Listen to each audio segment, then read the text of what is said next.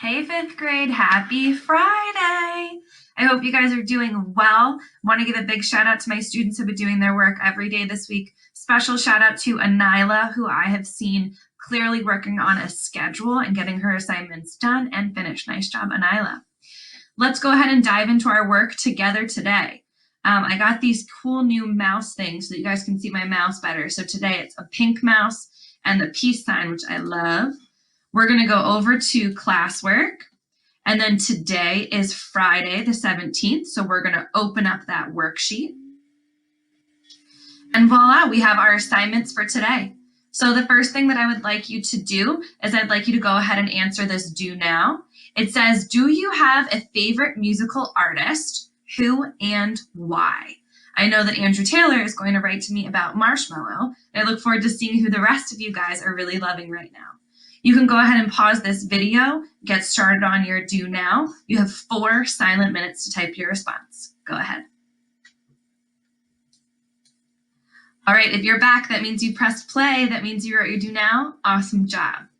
My favorite musical artist right now, I think, is this person whose name is Kacey Musgraves. She does sing kind of country music, which isn't really my thing, but she has a beautiful voice and I like listening to her songs. So that would be my answer to today's do now question. The next thing we're going to do is right here, vocabulary. Review yesterday's correct answers with the video and then complete page 123. Go ahead and open up to page 122 and I'll give you your answers now. 122. Number 1, who can tell me the answer?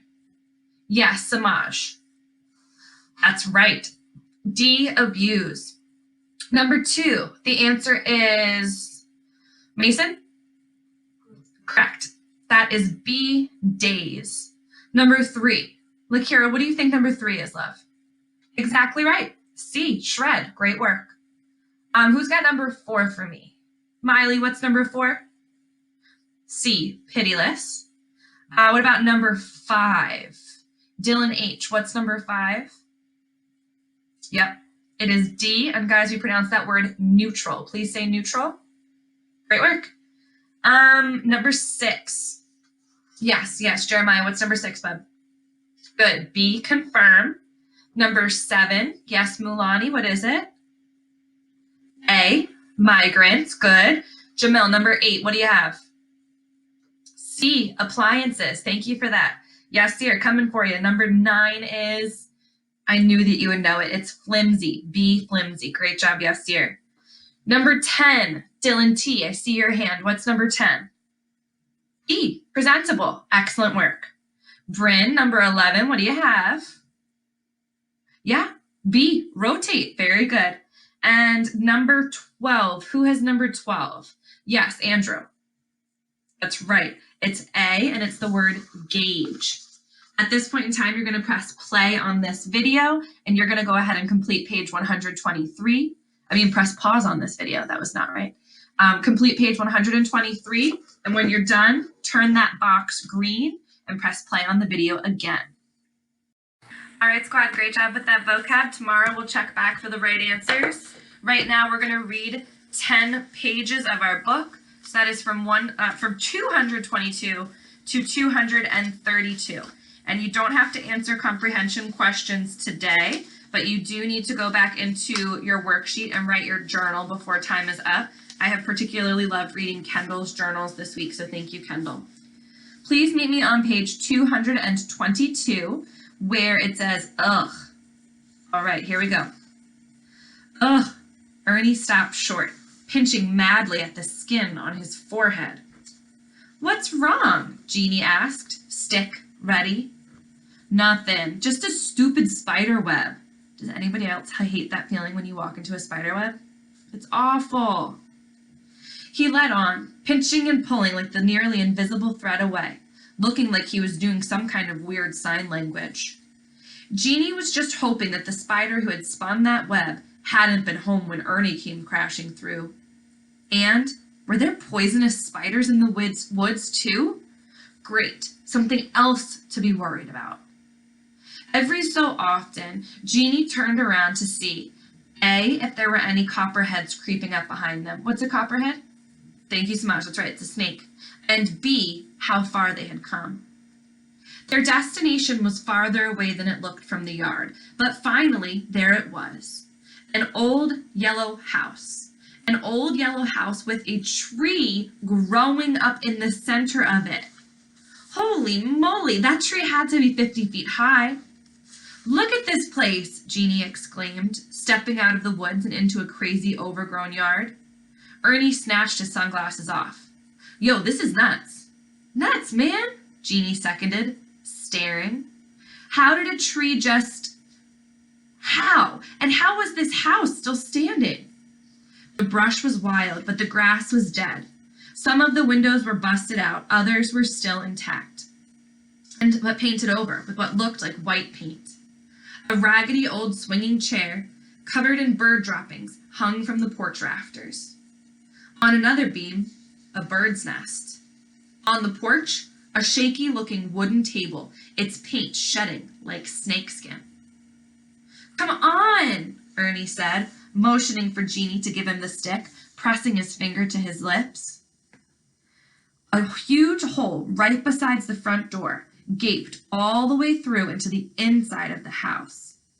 They tried to peek through the few clear spots in the windows, but they couldn't see much. So Ernie, instead of climbing through the hole, tried the front door. He put his hand underneath his shirt so that only the fabric would touch the doorknob. Then, slowly, in full ninja mode, he pushed the door open. Jeannie wasn't sure what he was expecting to see once they got inside, but Tess was right. Real right. 1,000,000 times over right. Birds. Lots of them. Hundreds. They were everywhere. Some looked like pigeons, and others were big and black, strutting around like tough dudes, pecking at the dead bodies of other birds, which was just the nastiest thing ever. And, oh man, the paint on the window wasn't paint. It was bird mess. And the stink of the place was, killer. They both pulled the necks of their t-shirts over their noses at exactly the same time. It wasn't funky. We're talking bounky. Even though they had come to pull off a bird napping, they couldn't help but look around first. The house itself, as far as Jeannie and Ernie could tell, was empty of people, at least. There was no furniture, no pictures, no things. Just black and white dung-speckled wood. And that tree really made no sense. How could a tree just grow through a house? How could it be strong enough to push through the floor and then through the roof? Was the house built on top of it first, trapping it underneath? And Grandpa grew up here? Did the tree chase him and his parents out? Or maybe was it the birds? Ernie was holding the stick up like a sword, positioning himself in front of Jeannie.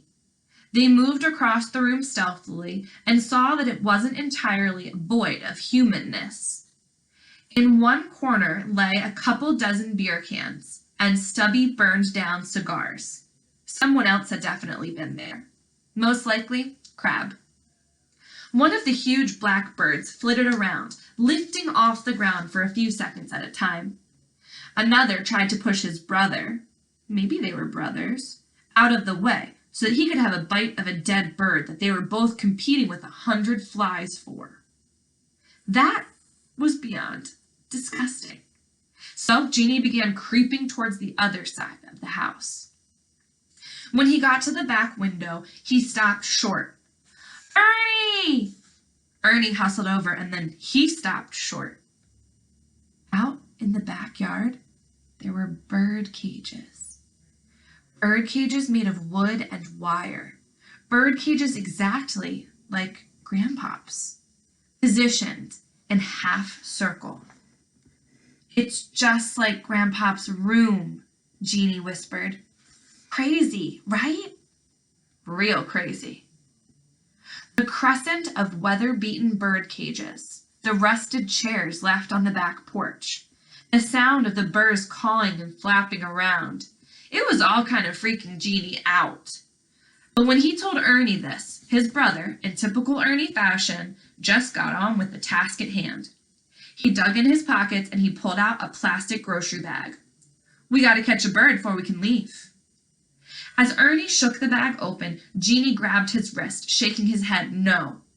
"These birds ain't like the birds in Grandpop's room. These all look like the birds we got in Brooklyn." Ernie scowled. What difference does it make that they're Brooklyn birds? Grandpop can't see them, but he can hear them. These birds don't sound nothing like the ones in Grandpop's rooms. Swallows tweet like chirp. These birds shout. What the? Seriously? In that moment, Jeannie had a quick flash of the honey badger who got stung to death by bees because he wanted the honey so bad. This was not a good idea. "I don't know, man. They're just different. And if it ain't the right bird, then..." Ernie shook his head and crammed the bag back in his pocket. "If you say so." What a bust. "Yeah, let's get out of here," Jeannie said, both discouraged and relieved.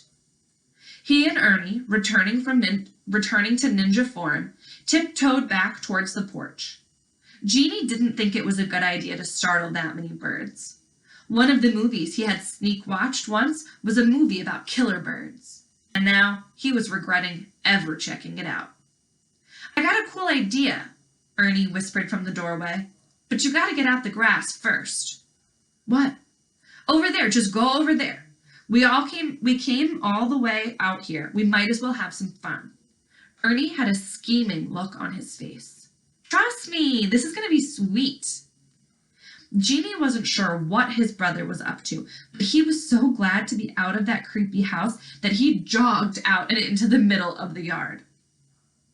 Ernie stayed by the doorway, looking into that weird world of wings. Then, to Jeannie's amazement, a barn swallow landed, not 2 feet away from him. It was the perfect shades of blue and orange. Jeannie wanted to call Ernie, but he didn't want to scare the bird. But Ernie had the bag. Could Jeannie catch it beforehand? It was 2 feet away. The swallow picked at something on the ground as Jeannie laser-eyed it like he was trying to will it over to him. He inched forward, best stealth ninja ever, 1.5 feet away.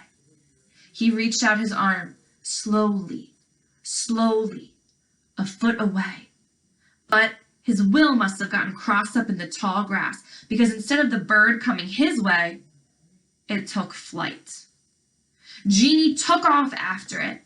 Maybe the bird would land somewhere and lead him to a nest. Then he heard Ernie snapping his fingers to get his attention. Jeannie paused. Ernie put one hand in the air. A countdown. 5, 4, 3, 2, just the pinky left, 1. And with all his might, Ernie slammed the door.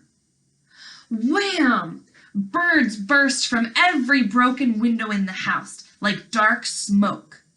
Others tornadoed up through the roof. First, they were all separated and exploding into different directions, but then they swooped back towards each other like family and became one big black wave, twisting and sweeping up through the woods and the trees around them. Guys, this is like the front of our book, and here's a house with a tree in the middle of it. The sound of wings, like a giant deck of cards being shuffled, filled the air. Ernie came running over to Jeannie to catch as much of the show as he could. Just as the last bird had disappeared beyond the treetops, they heard Grandma's voice calling for them. Uh-oh. The 5-call rule, and they were way the heck deep in the woods. So Jeannie gave a last glance in the direction that the swallow had flown, and then he and Ernie dashed through the woods. Ernie swiped stuff, the spider webs and the annoying branches, out of their path with Jeannie's stick as they ran. 4 calls left. Then one of the branches that Ernie had brushed aside snapped back and came flying at Jeannie, whacking him in the eye. Bad friggin' luck! 3 calls left.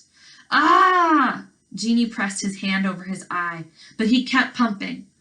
2 calls, hurtling over the fallen trees, the bottom of his feet pulsing in his flimsy Converses.